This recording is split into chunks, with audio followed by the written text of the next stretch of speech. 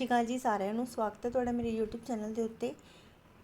अज का अपना टॉपिक है BA सेमेस्टर 6 पंजाबी लाजमी का चैप्टर नंबर 6 लोक साहित्य की सिरजण प्रक्रिया।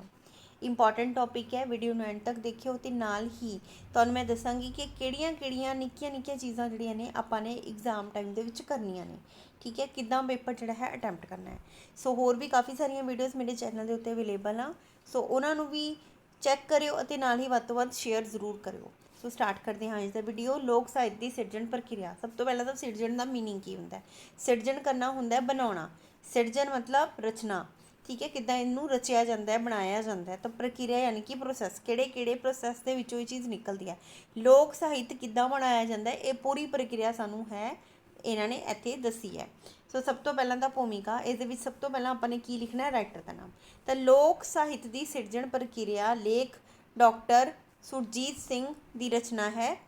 इस दे विच लोक साहित्य ते विशिष्ट साहित्य का अंतर जिहड़ा है, अंतर संबंधी विचार प्रगट किए गए हैं। ठीक है, सो ये आपां ने 2 लाइन्स एड ऑन करनी है, इत्थे है नहीं एड ऑन लेकिन आपां ने करनियां ने।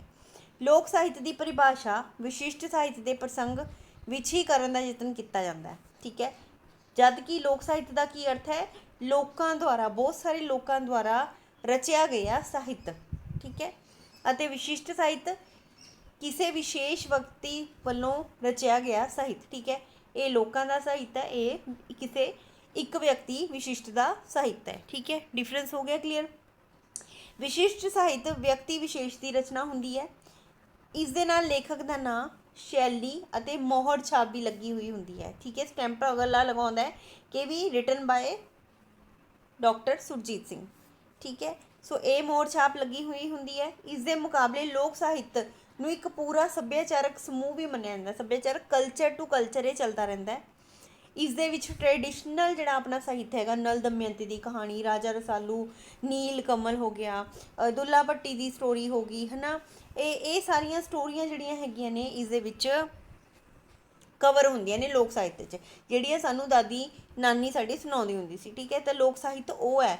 लेकिन विशिष्ट साहित्य की है कि जिवें हुण आ लेख हैगा सुरजीत सिंह ने लिखिया, तो इट मीनस ये विशिष्ट साहित्य का रूप होएगा, क्योंकि मोहर लगी हुंदी है, राइटर का नाम लिखिया होया हुंदा है। लेकिन लोक साहित्य च की है कि स्टोरियां हुंदियां, सुनिया सुनाइयां, जिहड़ियां अगे अगे चलदियां रहिंदियां ने।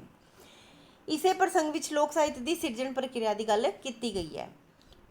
लोक साहित्य की सिरजण प्रक्रिया हुण हुंदी की है, समूहक सिरजना मतलब कोलैक्टिव जिहड़ा सिरजना की जाती है, जिस चीज़ की कोलैक्टिव रूप दे विच, एक बंदा नहीं करना, तो विशिष्ट हो गया ना साहित्य। एक ही हैगा समूहक सिरजना। लोक मानस का प्रगटावा, लोक मानस यानी कि जिहड़े मनुख है उन्हों का प्रगटावा, कि उन्हों की थिंकिंग रही है वक्-वक् टाइम्स दे विच, किवें दियां स्टोरीज, किवें दा वो सोचते सीगे। लोक रूढ़ियां हो गई, स्टीरियोटाइप थिंकिंग्स उन्हों दियां विच नाल चलदियां आ रही, देखते हाँ असीं है ना। लोक प्रवानगी मतलब किवें कॉन्टीन्यूसली चलदियां आ रही, लोकां टू लोकां ट्रांसमिट हो रही ने, हस्तांतरित हो रही ने।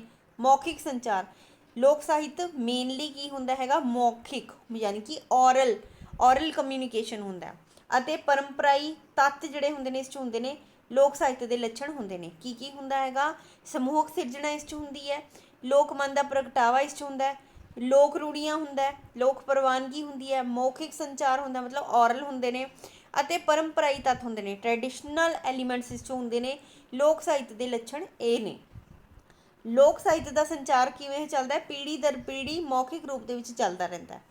इस करके समय दी लोड़ां के अनुसार इस दे विच कुछ ना कुछ तब्दीली जिहड़ी हैगी है, रूपांतरण इहदे हुंदे रहंदे, कुछ ना कुछ परिवर्तन इस च आउंदा रहिंदा है। फॉर एग्जाम्पल मेरे मम्मा ने जो मेरी नानी तो स्टोरियां सुनियां सी, जदों मैनूं उन्होंने ने सुनाई तो विच थोड़ा जिहा मोडिफिकेशन करता है ना, तो इहदे विच की हुंदा, थोड़ियां चेंजिस टाइम के अकॉर्डिंग, लोड़ां के अकॉर्डिंग आंदियां रहिंदियां ने लोक साहित्य च। अजकल जिवें हुण आपां देखदे हां कि लोक साहित्य हुण जिवें पंजाबी दीयां बुक्स दे विच नल दमयंती की स्टोरी, राजा रसालू की, लूणा की स्टोरी है ना, ये स्टोरीज प्रहलाद भगत दीयां चलदियां आ रही ने। हुण इहनूं रिटन रूप, लिखती रूप उपलब्ध इहदा होण लग पिया, पर फिर भी जिहड़ा है इसका कोई भी लिखित रूप पिछला कि ओरिजिन कित्थों होया स्टार्ट, तो ये चीज़ नहीं सानूं मिलती, प्रमाणिकता इसदी सानूं नहीं मिलती। पर यह पीढ़ी दर पीढ़ी हस्तांतरण होंदे रहिंदे है। अते लिखित रूप हुण जिहड़ा है इसका उपलब्ध है, पहलां कोई रिटन रूप इसदा उपलब्ध नहीं सी। ठीक है, इदां आपां ने बना के लिख के आउणा है, क्योंकि इसके संचार का सुभाविक माध्यम जिहड़ा है मौखिक ही रहिंदा है। तो विशिष्ट साहित्य की सी, जिहड़ा लिखती रूप दे विच उपलब्ध हुंदा है। लोक साहित्य की है, जिहड़ा मौखिक रूप दे विच उपलब्ध हुंदा है, ऑरली सिर्फ। ਲੋਕ ਸਾਹਿਤ ਅਤੇ ਵਿਸ਼ਿਸ਼ਟ ਸਾਹਿਤ ਦੇ ਵਿੱਚ ਅੰਤਰ ਕੀ ਹੁੰਦਾ ਹੈ। ਹੁਣ ਆਪਾਂ ਨੂੰ ਇਸ ਦੇ ਵਿੱਚ ਜਿੰਨੀਆਂ ਵੀ ਲਾਈਨਾਂ ਆਪਾਂ ਪਹਿਲਾਂ ਸਮਝੀਆਂ ਨੇ ਉਹ ਵੀ ਆਪਾਂ ਜਿਹੜਾ ਹੈ ਲਿਖ ਸਕਦੇ ਹਾਂ। ਤਾਂ ਲੋਕ ਸਾਹਿਤ ਦਾ ਮਤਲਬ ਕੀ ਹੈ, ਲੋਕਾਂ ਦੁਆਰਾ ਸਿਰਜਿਆ ਗਿਆ ਸਾਹਿਤ, ਸਮੂਹਕ ਤੌਰ 'ਤੇ ਰਚਿਆ ਗਿਆ ਸਾਹਿਤ, ਹੈ ਨਾ। ਵਿਸ਼ਿਸ਼ਟ ਸਾਹਿਤ ਕੀ ਹੁੰਦਾ, ਕਿਸੇ ਖਾਸ ਵਿਸ਼ਿਸ਼ਟ ਵਿਅਕਤੀ ਦੁਆਰਾ ਰਚਿਆ ਗਿਆ ਸਾਹਿਤ ਅਤੇ ਲਿਖਤੀ ਹੁੰਦਾ ਹੈ। ਲੋਕ ਸਾਹਿਤ ਕੀ ਹੁੰਦਾ ਹੈ, ਮੌਖਿਕ ਹੁੰਦਾ, ਠੀਕ ਹੈ। ਇੱਦਾਂ ਆਪਾਂ ਨੇ ਲਿਖਣਾ ਹੈ। ਹੁਣ ਦੇਖੋ ਲੋਕਾਂ ਦੁਆਰਾ ਸਾਹਿਤ ਜਿਹੜਾ ਮਤਲਬ ਕਿ ਔਰਲ ਜਿਹੜਾ ਹੈ ਇਹ ਕੀ ਹੁੰਦਾ, ਇਸ 'ਚ ਕੋਈ ਭਾਸ਼ਾ, ਕੋਈ ਵਿਆਕਰਣ ਦੇ ਨਿਯਮ, ਕੋਈ ਸ਼ੈਲੀ ਜਿਹੜੀ ਹੈ ਫੋਲੋ ਇੰਨੀ ਜ਼ਿਆਦਾ ਨਹੀਂ ਕੀਤੀ ਜਾਂਦੀ। ਲੇਕਿਨ ਵਿਸ਼ਿਸ਼ਟ ਸਾਹਿਤ ਦੇ ਵਿੱਚ ਭਾਸ਼ਾ ਦਾ, ਵਿਆਕਰਣ ਦਾ, ਸ਼ੈਲੀ ਦਾ ਖਿਆਲ ਰੱਖਿਆ ਜਾਂਦਾ ਕਿਉਂਕਿ ਇਹ ਵਿਸ਼ਿਸ਼ਟ ਸਾਹਿਤ ਹੁੰਦਾ। ਲੋਕ ਸਾਹਿਤ ਦੀ ਖੂਬਸੂਰਤੀ ਵਿਸ਼ਿਸ਼ਟ ਸਾਹਿਤ ਦੇ ਵਾਂਗੂ ਇਸ ਦੀ ਭਾਸ਼ਾ ਅਤੇ ਸ਼ੈਲੀ ਦੇ ਵਿੱਚ ਨਹੀਂ ਹੁੰਦੀ, ਕਿਉਂਕਿ ਵਿਸ਼ਿਸ਼ਟ ਸਾਹਿਤ ਕੀ ਹੁੰਦਾ, ਬਹੁਤ ਖੂਬਸੂਰਤ ਵਰਡਸ ਦੇ ਨਾਲ ਸਜਾਇਆ ਗਿਆ ਹੁੰਦਾ ਹੈ। ਲੇਕਿਨ ਲੋਕ ਸਾਹਿਤ ਕੀ ਹੈ, ਜਿਹੜੀ ਵੀ ਭਾਸ਼ਾ ਅਸੀਂ ਬੋਲਦੇ ਹਾਂ, ਮਾਤਰ ਭਾਸ਼ਾ ਹੈਗੀ ਹੈ, ਠੀਕ ਹੈ, ਜੋ ਅਸੀਂ ਸੁਣੀ ਹੈ ਉਸੇ ਦੇ ਵਿੱਚ ਹੀ ਜਿਹੜਾ ਹੈ ਅਸੀਂ ਅੱਗੇ ਹਸਤਾਂਤਰਨ ਇਸ ਨੂੰ ਕਰ ਦਿੰਦੇ ਹਾਂ। ਸਗੋਂ ਇਸ ਵਿੱਚ ਲੋਕ ਸਾਹਿਤ ਵਿੱਚ ਕੀ ਵਰਤਿਆ ਜਾਂਦਾ ਹੈ, ਲੋਕ ਰੂੜੀਆਂ ਜਿਹੜੀਆਂ ਹੈ ਅਨੋਖੇਪਨ ਦੇ ਵਿੱਚ ਹੁੰਦੀਆਂ ਨੇ, ਅਨੋਖੀਆਂ ਲੱਕੜਹਾਰੇ ਦੀ ਸਟੋਰੀ ਹੋ ਗਈ, ਹੈ ਨਾ, ਇਹ ਵੀ ਲੋਕ ਸਾਹਿਤ ਹੋ ਗਿਆ। ਰਾਜਾ ਰਸਾਲੂ ਦੀ, ਹੁਣ ਆਪਾਂ ਸੋਚਦੇ ਵੀ ਇਹ ਚੀਜ਼ ਹੋਈ ਸੀ, ਠੀਕ ਹੈ। ਤੇ ਵਿਸ਼ਿਸ਼ਟ ਸਾਹਿਤ ਲੋਕ ਮਾਨਸਿਕਤਾ ਨੂੰ ਆਪਣੇ ਆਪ ਦੇ ਵਿੱਚ ਸਮੋ ਲੈਂਦਾ, ਪਰੰਤੂ ਇਸ ਦਾ ਪਰਿਭਾਸ਼ਿਤ ਲੱਛਣ ਨਹੀਂ ਹੁੰਦਾ। ਤਾਂ ਵਿਸ਼ਿਸ਼ਟ ਸਾਹਿਤ ਕੀ ਕਰਦਾ, ਲੋਕ ਮਾਨਸਿਕਤਾ ਨੂੰ ਆਪਣੇ ਅੰਦਰ ਸਮੋ ਲੈਂਦਾ ਹੈ, ਪਰ ਜਿਹੜਾ ਹੈ ਉਸ ਨੂੰ ਡਿਫਾਈਨ ਨਹੀਂ ਕਰਦਾ, ਪਰਿਭਾਸ਼ਿਤ ਨਹੀਂ ਕਰਦਾ। ਹਾਲਾਂਕਿ ਹੁਣ ਦੇਖੋ ਮੈਂ ਅਗਰ ਕੁਝ ਲਿਖ ਰਹੀ ਹਾਂ ਉਹ ਮੇਰਾ ਸਾਹਿਤ ਹੋਏਗਾ, ਲੇਕਿਨ ਮੈਂ ਕੀ ਕਰਾਂਗੀ, ਲੋਕ ਸਾਹਿਤ ਮੈਂ ਵੀ ਪੜ੍ਹਿਆ ਲੇਕਿਨ ਮੈਂ ਉਸ ਨੂੰ ਆਪਣੇ ਆਪ ਦੇ ਵਿੱਚ ਸਮੋ ਕੇ ਜਿਹੜਾ ਹੈ ਇਸ ਨੂੰ ਅੱਗੇ ਡਿਫਾਈਨ ਨਹੀਂ ਕਰੂੰਗੀ, ਸਿਰਫ ਆਪਣੇ ਬੌਧਿਕ ਵਿਚਾਰ ਪ੍ਰਗਟ ਕਰੂੰਗੀ ਇੱਕ ਵੈਰੀਫਿਕੇਸ਼ਨ ਦੇ ਨਾਲ, ਠੀਕ ਹੈ, ਕਿ ਹਾਂ ਇਹ ਚੀਜ਼ ਹੋਈ ਸੀ, ਠੀਕ ਹੈ। ਐਵੇਂ ਦੀ ਸਟੋਰੀ ਕ੍ਰੀਏਟ ਕਰਕੇ ਦੱਸੂੰਗੀ ਕਿ ਇਹ ਚੀਜ਼ ਹੋਈ ਸੀ। ਵਿਸ਼ਿਸ਼ਟ ਸਾਹਿਤ ਦੇ ਵਿੱਚ ਕਈ ਵਾਰ ਤਾਂ ਅਜਿਹੀਆਂ ਗੱਲਾਂ ਵੀ ਕੀਤੀਆਂ ਜਾਂਦੀਆਂ ਨੇ ਜਿਨ੍ਹਾਂ ਦੀ ਪ੍ਰਵਾਨਗੀ ਲੋਕ ਮਾਨਸ ਤੋਂ ਨਹੀਂ ਮਿਲਦੀ। ਲੋਕ ਸਾਹਿਤ ਵਿੱਚ ਜਿਹੜੀ ਪ੍ਰਵਾਨਗੀ ਨਹੀਂ ਮਿਲਦੀ ਉਹ ਵਿਸ਼ਿਸ਼ਟ ਸਾਹਿਤ 'ਚ ਮਿਲਦੀ ਹੈ, ਕਿਉਂਕਿ ਇਹ ਇੱਕ ਖਾਸ ਕਿਸੇ ਵਿਅਕਤੀ ਨੇ ਆਪਣੀ ਪ੍ਰਮਾਣਿਕਤਾ ਸਿੱਧ ਕਰਕੇ ਜਿਹੜਾ ਹੈ ਲਿਖਿਆ ਹੁੰਦਾ। ਇਸ ਦੇ ਉਲਟ ਕੋਈ ਰਚਨਾ ਉਦੋਂ ਤੱਕ ਲੋਕ ਸਾਹਿਤ ਨਹੀਂ ਬਣ ਸਕਦੀ ਜਦੋਂ ਤੱਕ ਇਹ ਲੋਕ ਮਨ ਦੀਆਂ ਬਿਰਤੀਆਂ ਅਨੁਸਾਰ ਖਰੀ ਨਹੀਂ ਉਤਰਦੀ, ਠੀਕ ਹੈ। ਤਾਂ ਲੋਕ ਸਾਹਿਤ ਜਿਹੜਾ ਹੈ ਇਹ ਆਪਾਂ ਅਗਰ ਕਹੀਏ ਤਾਂ ਇਹ ਬਿਰਤੀਆਂ ਦੇ ਅਨੁਸਾਰ ਹੁੰਦੀ, ਜਿਵੇਂ ਦੀ ਬਿਰਤੀਆਂ, ਜਿਵੇਂ ਦੀ ਆਪਣੀ ਸੋਚ ਹੁੰਦੀ ਹੈ ਮੈਜੋਰਟੀ ਆਫ ਦਾ ਪੀਪਲ ਦੀ, ਤਾਂ ਉਹ ਲੋਕ ਸਾਹਿਤ ਬਣ ਜਾਂਦਾ ਹੈ। ਹੁਣ ਆਪਾਂ ਗੱਲ ਕਰਦੇ ਹਾਂ ਕਿ ਲੋਕ ਸਾਹਿਤ ਦੀ ਰਚਨਾ ਪ੍ਰਕਿਰਿਆ। ਲੋਕ ਸਾਹਿਤ ਵੀ ਰਚਿਆ ਤਾਂ ਕਿਸੇ ਇੱਕ ਵਿਅਕਤੀ ਵੱਲੋਂ ਹੀ ਜਾਂਦਾ ਹੈ। ਹੁਣ ਦੇਖੋ ਅਗਰ ਸੋਚੋ ਵੀ ਨਲ ਦਮਯੰਤੀ ਦੀ ਕਹਾਣੀ ਸਭ ਤੋਂ ਪਹਿਲਾਂ ਕਿਹਨੇ ਸੁਣਾਈ ਹੋਏਗੀ, ਨੀਲ ਕਮਲ ਦੀ ਕਹਾਣੀ ਸਭ ਤੋਂ ਪਹਿਲਾਂ ਕਿਸਨੇ ਸੁਣਾਈ ਹੋਏਗੀ, ਪ੍ਰਹਿਲਾਦ ਭਗਤ ਦੀ ਕਹਾਣੀ ਸਭ ਤੋਂ ਪਹਿਲਾਂ ਕਿਹਨੇ ਸੁਣੀ ਹੈ ਤੇ ਕਿਹਨੇ ਸੁਣਾਈ ਹੈ।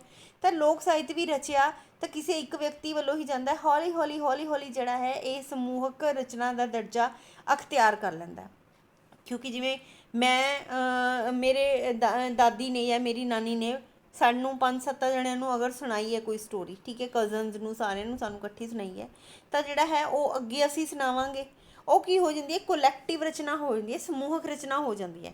ਕਿਉਂਕਿ ਸਿਰਜਣਾਤਮਕ ਦਾ ਪ੍ਰਗਟਾਵਾ ਵਿਅਕਤੀਗਤ ਹੀ ਹੋ ਸਕਦਾ ਹੈ, ਮਤਲਬ ਸਟਾਰਟਿੰਗ ਪਹਿਲਾਂ ਹੋ ਜਾਂਦੀ ਹੈ ਇੱਕ ਬੰਦਾ ਕਰਦਾ, ਫਿਰ ਅੱਗੇ ਇਹ ਕੀ ਹੋ ਜਾਂਦੀ ਹੈ, ਸਮੂਹਕ ਰਚਨਾ ਦਾ ਦਰਜਾ ਅਖਤਿਆਰ ਕਰ ਲੈਂਦੀ ਹੈ। ਜੇਕਰ ਸਮੂਹਕ ਸਿਰਜਣਾ ਦੀ ਕਲਪਨਾ ਕਰੀਏ ਤਾਂ ਮੰਨਣਾ ਪਵੇਗਾ ਇੱਕ ਪਿੰਡ ਦੇ ਬਹੁਤ ਸਾਰੇ ਵਾਸੀ ਇਕੱਠੇ ਬੈਠ ਕੇ ਇੱਕ ਮਿੱਥ ਦੀ ਰਚਨਾ ਕਰੀਏ, ਤਾਂ ਇਹ ਵੀ ਤਾਂ ਪੋਸੀਬਲ ਨਹੀਂ ਹੈ ਕਿ ਇੱਕ ਪਿੰਡ ਦੇ ਵਿੱਚ ਬਹੁਤ ਸਾਰੇ ਜਣੇ ਸੁਣ ਰਹੇ ਨੇ ਇੱਕ ਸਟੋਰੀ ਨੂੰ। ਤਾਂ ਪਹਿਲਾਂ ਤਾਂ ਹੁੰਦਾ ਸੀਗਾ ਕਿ ਇੱਕ ਫੈਮਿਲੀ ਦਾ ਕੋਈ ਵੀ ਬਜ਼ੁਰਗ ਬੰਦਾ ਜਿਹੜਾ ਹੈ ਬੱਚਿਆਂ ਨੂੰ ਸਟੋਰੀਆਂ ਸੁਣਾਉਂਦੇ ਹੁੰਦੇ ਸੀ, ਗੁਰੂ ਗੋਬਿੰਦ ਸਿੰਘ ਦੀਆਂ ਸਟੋਰੀਆਂ, ਬੰਦਾ ਬਹਾਦਰ ਦੀਆਂ ਸਟੋਰੀਆਂ ਪਹਿਲਾਂ ਹੁੰਦਾ ਸੀ, ਹੈ ਨਾ। ਤਾਂ ਸਾਰੇ ਉਸਨੂੰ ਬਹੁਤ ਸਾਰੇ ਬੱਚੇ ਇਕੱਠੇ ਹੋ ਕੇ ਪੂਰੇ ਪਰਿਵਾਰ ਦੇ, ਕਿਉਂਕਿ 50 ਜਾਂ 60 ਮੈਂਬਰ ਹੁੰਦੇ ਸੀਗੇ ਇੱਕ ਪਰਿਵਾਰ ਦੇ, 100 ਤੱਕ ਵੀ ਹੁੰਦੇ ਸੀਗੇ। ਤਾਂ ਕਹਿਣ ਦਾ ਮਤਲਬ ਫਿਰ ਉਹ ਜਿਹੜੇ ਸੀਗੇ ਸਟੋਰੀਆਂ ਆਪਣੇ ਅੱਗੇ ਪੀੜ੍ਹੀ ਨੂੰ ਸਿਖਾਉਂਦੇ ਹੁੰਦੇ ਸੀ, ਤਾਂ ਇੱਦਾਂ ਜਿਹੜੀ ਹੈ ਇਹ ਚੀਜ਼ ਚੱਲਦੀ ਹੁੰਦੀ ਸੀ। ਤਾਂ ਪਰ ਇਹ ਵੀ ਆਪਾਂ ਦੇਖੀਏ ਤਾਂ ਸੰਭਵ ਪ੍ਰਤੀਤ ਨਹੀਂ ਹੁੰਦਾ ਕਿ ਇੱਕ ਬੰਦਾ ਬੈਠ ਕੇ ਬਹੁਤ ਸਾਰੇ ਵੱਡੇ ਪਿੰਡ ਨੂੰ ਜਿਹੜਾ ਹੈ ਸਟੋਰੀ ਸੁਣਾ ਰਿਹਾ, ਮਿੱਥ ਦੀ ਰਚਨਾ ਕਰ ਰਿਹਾ, ਕਿਉਂਕਿ ਇਹ ਲੋਕ ਸਾਹਿਤ ਮਿੱਥ ਹੀ ਹੁੰਦਾ, ਮਿੱਥਕ ਜ਼ਿਆਦਾ ਹੁੰਦਾ, ਮਤਲਬ ਸੁਣੀ ਸੁਣਾਈ ਗੱਲ ਜਿਹੜੀ ਕਈ ਵਾਰ ਵਾਪਰਦੀ ਵੀ ਨਹੀਂ। ਮਿੱਥ ਕਥਾਵਾਂ ਇਮੈਜੀਨੇਸ਼ਨ, ਕੋਰੀ ਕਲਪਨਾ 'ਤੇ ਆਧਾਰਿਤ। ਸੋ ਜੇ ਆਪਾਂ ਮੰਨ ਵੀ ਲਈਏ ਕਿ ਇਹ ਸੱਭਿਆਚਾਰਕ ਸਮੂਹ ਜਿਹੜੇ ਨੇ ਹੋਰਨਾਂ ਪਿੰਡਾਂ ਵਿੱਚ ਰਹਿੰਦੇ ਵਸਨੀਕ ਇਸ ਪ੍ਰਕਿਰਿਆ ਵਿੱਚ ਕਿਵੇਂ ਸ਼ਾਮਲ ਹੋਣਗੇ, ਕਿੱਦਾਂ ਉਹਨਾਂ ਨੂੰ ਮਨਜ਼ੂਰੀ ਦਿੱਤੀ ਜਾਏਗੀ, ਤਾਂ ਇਹ ਸੰਭਵ ਪ੍ਰਤੀਤ ਨਹੀਂ ਹੁੰਦਾ। ਪਰ ਇਹ ਮੰਨਣਾ ਜਿਹੜਾ ਹੈ ਵਧੇਰੇ ਉਚਿਤ ਹੈ ਕਿ ਆਪਾਂ ਜਿਹੜਾ ਹੈ ਲੋਕ ਸਾਹਿਤ ਦੀ ਸਿਰਜਣਾ ਦਾ ਮਾਧਿਅਮ ਕੋਈ ਵਿਸ਼ੇਸ਼ ਵਿਅਕਤੀ ਹੀ ਬਣਦਾ ਹੈ, ਅੱਗੇ ਜਿਹੜਾ ਹੈ ਇਹ ਟਰਾਂਸਮਿਟ ਹੁੰਦਾ ਰਹਿੰਦਾ ਹੈ, ਪੀੜ੍ਹੀ ਦਰ ਪੀੜ੍ਹੀ ਹਸਤਾਂਤਰਿਤ ਹੁੰਦਾ ਰਹਿੰਦਾ ਹੈ। ਅਜਿਹੇ ਵਿਅਕਤੀ ਵਿੱਚ ਇਹ ਸਮਰੱਥਾ ਹੁੰਦੀ ਹੈ ਕਿ ਉਸ ਵਿੱਚ ਲੋਕ ਚਿੱਤ ਆਪਣੇ ਪੂਰੇ ਜਲੌ ਵਿੱਚ ਵਿਦਮਾਨ ਹੁੰਦਾ, ਮਤਲਬ ਉਹ ਹਰੇਕ ਨੂੰ ਜਿਹੜੀਆਂ ਹੈ ਸਟੋਰੀਆਂ ਸੁਣਾਉਂਦਾ ਹੈ ਜਿਹਨੇ ਇਹ ਚੀਜ਼ ਘੜੀ ਹੋਈ ਹੁੰਦੀ ਆ।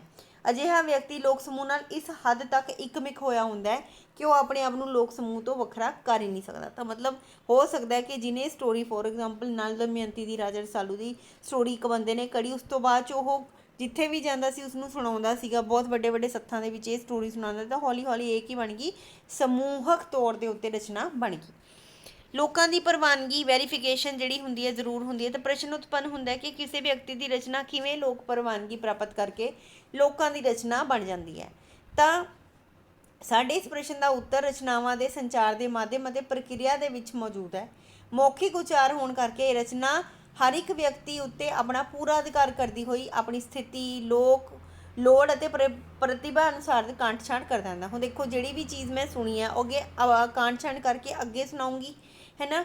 ਅਤੇ ਇਸ ਤਰ੍ਹਾਂ ਇਹ ਰਚਨਾ ਲਗਾਤਾਰ ਲੋਕ ਮਨ ਦੇ ਛਾਨਣੇ ਦੇ ਵਿੱਚੋਂ ਛਣਦੀ ਰਹਿੰਦੀ ਹੈ। ਮਤਲਬ ਪਹਿਲਾਂ ਜਿਸਨੇ ਰਚੀ ਸੀ ਉਸਨੇ ਕਿਸੇ ਹੋਰ ਤਰ੍ਹਾਂ ਨਾਲ ਸੁਣਾਈ ਹੋਏਗੀ, ਫਿਰ ਅੱਗੇ ਅੱਗੇ ਅੱਗੇ ਕਿਤੇ ਪੀੜ੍ਹੀ ਦਰ ਪੀੜ੍ਹੀ, ਘੱਟੋ ਘੱਟ ਕਿੰਨੀਆਂ ਸਾਰੀਆਂ ਪੀੜ੍ਹੀਆਂ ਦੇ ਵਿੱਚ ਅਗਰ ਆਪਾਂ ਦੇਖੀਏ ਤਾਂ ਉਹ ਆਪਣੇ ਅਕੋਰਡਿੰਗ ਕਾਂਟ ਛਾਂਟ ਕਰਕੇ ਮੋਡੀਫਿਕੇਸ਼ਨ ਕਰਕੇ ਜਿਹੜਾ ਹੈ ਇਸ ਨੂੰ ਛਾਣ ਕੇ ਜਿਹੜੇ ਹੈ ਅੱਗੇ ਟਰਾਂਸਮਿਟ ਕਰਦੇ ਰਹਿੰਦੇ ਨੇ। ਇਸ ਪ੍ਰਕਿਰਿਆ ਦੌਰਾਨ ਉਹ ਤੱਤ ਝੜਦੇ ਰਹਿੰਦੇ ਨੇ ਜੋ ਕਿ ਲੋਕ ਸੋਚਣੀ ਦੇ ਅਨੁਸਾਰ ਹੀ ਨਹੀਂ ਹੁੰਦੇ, ਕਿਉਂਕਿ ਇਹ ਕੀ ਹੁੰਦੀ ਹੈ, ਲੋਕ ਸਾਹਿਤ ਜਿਹਨੇ ਸੁਣੀ ਸੁਣਾਈ ਗੱਲ ਕੀਤੀ ਸੀਗੀ, ਹੈ ਨਾ, ਜਿਸ ਨੇ ਨਲ ਦਮਯੰਤੀ ਦੀ ਰਚਨਾ ਕੀਤੀ ਸੀ ਫੋਰ ਐਗਜ਼ਾਮਪਲ, ਤਾਂ ਉਸਨੇ ਕਿਸੇ ਹੋਰ ਤਰ੍ਹਾਂ ਸਟੋਰੀ ਸੁਣਾਈ, ਅਗਲੇ ਨੇ ਕਿਸੇ ਹੋਰ ਤਰ੍ਹਾਂ ਇਸ ਨੂੰ ਮੋਡੀਫਾਈ ਕਰਤਾ ਆਪਣੇ ਅਕੋਰਡਿੰਗ, ਫਿਰ ਵੀ ਲੋਕ ਮੇਰੇ 'ਤੇ ਵਿਸ਼ਵਾਸ ਕਰਨ। ਤਾਂ ਇਹ ਜਿਹੜਾ ਹੈ ਹੁਣ ਤੱਕ ਜਿਹੜੀਆਂ ਸਟੋਰੀਆਂ ਸਾਡੇ ਤੱਕ ਆਈਆਂ ਨੇ ਇਹ ਛਾਨਣੀ ਦੇ ਵਿੱਚੋਂ ਛੜਦੀਆਂ ਆਈਆਂ ਨੇ, ਅਤੇ ਉਹ ਤੱਤ ਝੜਦੇ ਗਏ ਦੇ ਵਿੱਚੋਂ ਜਿਹੜੇ ਕਿ ਸਾਡੀ ਸੋਚਣੀ ਅਨੁਸਾਰ ਨਹੀਂ ਹੁੰਦੇ।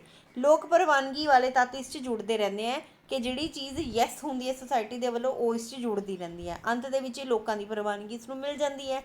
ਇਸ ਤਰ੍ਹਾਂ ਇੱਕ ਹੋਰ ਵੀ ਗੱਲ ਮਹੱਤਵਪੂਰਨ ਹੈ ਕਿ ਲੋਕ ਸਾਹਿਤ ਦੀ ਸਿਰਜਣਾ ਵਿੱਚ ਲੋਕਾਂ ਦੀ ਸ਼ਮੂਲੀਅਤ ਜਿਹੜੀ ਹੁੰਦੀ ਹੈ ਕੇਵਲ ਇੱਕ ਕਾਲ ਤੱਕ ਸੀਮਤ ਨਹੀਂ ਹੁੰਦੀ, ਇਹ ਅੱਗੇ ਯਾਤਰਾ ਕਰਦੀ ਰਹਿੰਦੀ ਹੈ। ਕਿਉਂਕਿ ਜਦੋਂ ਪੀੜ੍ਹੀ ਦਰ ਪੀੜ੍ਹੀ ਅੱਗੇ ਸੁਣਾਈ ਜਾਂਦੀ ਹੈ, ਲੋਕ ਸਾਹਿਤ ਜਿਹੜਾ ਹੈ ਅੱਗੇ ਵੱਧਦਾ ਜਾਂਦਾ ਅਤੇ ਲੋਕ ਇਸ ਨੂੰ ਪ੍ਰਵਾਨਕ ਮੰਨਦੇ ਨੇ ਕਿ ਹਾਂ ਇਹ ਚੀਜ਼ ਹੋਈ ਹੈ, ਅਤੇ ਲੋਕ ਰਚਨਾ ਤਾਂ ਕਾਲ ਦੇ ਪਸਾਰ ਦੇ ਵਿੱਚ ਯਾਤਰਾ ਕਰਦੀ ਰਹਿੰਦੀ ਹੈ ਅਤੇ ਨਿੱਤ ਨਵਾਂ ਰੂਪ ਗ੍ਰਹਿਣ ਕਰਦੀ ਰਹਿੰਦੀ ਹੈ, ਕਿਉਂਕਿ ਓਰੀਜਨਲ ਤੋਂ ਹੁਣ ਇਹ ਸਟੋਰੀਆਂ ਅਲੱਗ-ਅਲੱਗ ਆਈਆਂ ਜਾਂਦੀਆਂ ਨੇ, ਅਤੇ ਇਸ ਤਰ੍ਹਾਂ ਜਿਹੜਾ ਹੈਗਾ ਇਹ ਨਵਾਂ ਰੂਪ ਧਾਰਨ ਕਰ ਲੈਂਦੀ ਹੈ।